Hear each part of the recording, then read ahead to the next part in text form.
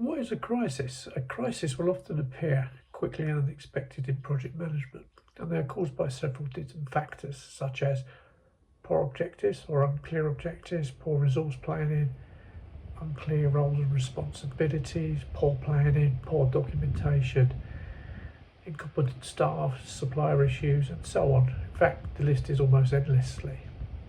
However, they do happen and they will need to be tackled in a systematic and clear method. The first thing to do is don't allocate blame initially, because it will just create tension, protectionism and general nastiness, where really the focus should be on fixing the problem. Immediately, a change manager or a crisis manager should be allocated, someone who is in command, control and will coordinate all the activity and be responsible for solving the crisis.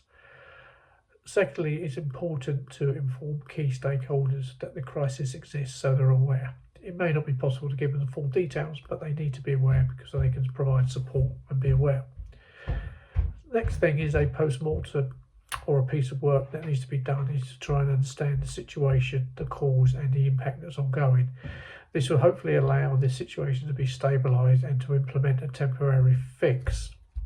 Remember that the stakeholders should also be kept in the loop ongoing.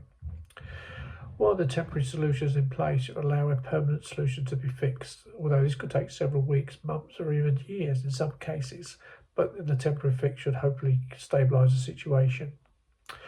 Once the situation has been stabilised, the permanent fix has been implemented, then it should be possible to do a post-mortem to focus on what caused the problem, so that a remediation or preventive actions can be put in place to stop it happening again.